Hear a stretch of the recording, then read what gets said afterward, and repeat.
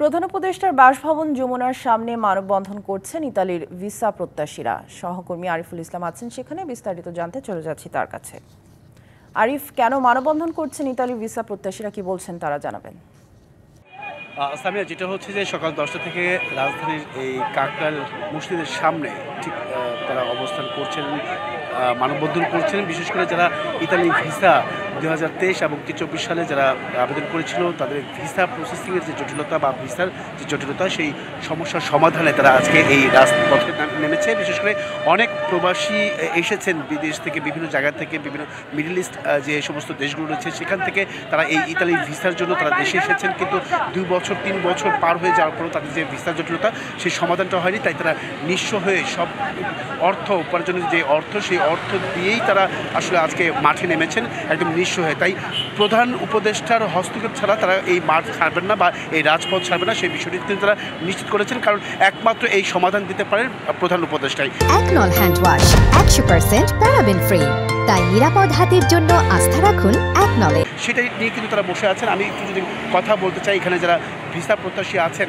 একটু জানতে চাই আপনাদের কাছ থেকে যে কী ধরনের আসলে এই যে এত বছর ধরে আপনারা অপেক্ষা করছেন। যতটুকু আমরা জানি যে 2023-24 কাউকে দেওয়া হয়নি, তবে 25 সালে অনেকেই দেওয়া হয়েছে। সেটা আসলে সমাধানটা কি আসতে পারে? যে আমি জমা করি 2023 সালে অগস্টে, তো আজও পর্যন্ত আমরা কোনো ফলাফল আমাদের দেয় নেই তারা। তো আমাদের 2023 সালে অগস্টে জমা করছি, কিন্তু তারা 8-9 মাস পরে আমাদের রিটার্ন পাসপোর্ট দেওয়া হয়েছে, কিন্তু তারা বলছে 1 মাসের ভিতরে তারা সমাধান করে দেবে।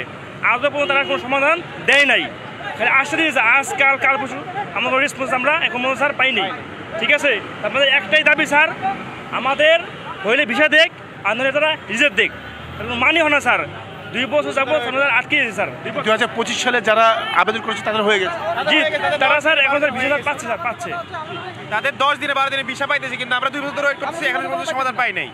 কারা 10 দিন 12 দিনে? যারা 25-এ অ্যাপ্লাই করছে, যারা 25 জমা দিয়েছে, এমবাসি পেশ করে তারা করছে, তারা আমাদের মতো ভুক্তভোগী। আর 25-এ আমাদের মতো ভুক্তভোগী তারা 10 দিন 15 দিনে ভিসা পেয়ে গেছে, আর আমরা 2-2.5 বছর যাবত ভিসা পাচ্ছি না। এখন আমাদের কথা হচ্ছে, যদি আমাদের কাগজ অরিজিনাল হয়ে থাকে, ভিসা পাওয়ার যোগ্য হই, তাহলে আমাদের ভিসা দেখ, আর যদি না দেওয়ার হয় আমাদের রিজেক্ট করে দেবে।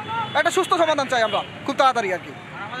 সামিয়া, মূলত যে এই যে মানববন্ধনটি, সেটার একটি নতুন যে তথ্যটা আমাদের কাছে এসেছে, সেটা হচ্ছে যে আইনশৃঙ্খলা বাহিনীর পক্ষ থেকে চেষ্টা করা হচ্ছে যাতে করে এই মানববন্ধন শান্তিপূর্ণ হয়, এবং কি এখান থেকে একটি 5 সদস্যের একটি দল গঠন করে প্রধান উপদেষ্টা বা সংশ্লিষ্ট যারা আছেন তাদের কাছে নিয়ে যাওয়ার একটা প্রচেষ্টা কিন্তু আমরা ইতিমধ্যে দেখতে পেরেছি। এবং আরেকটি বিষয় জানিয়ে রাখি যে এই ইতালি ভিসা যারা প্রত্যাশী রয়েছেন তারা কিন্তু 60,000 সংখ্যায়।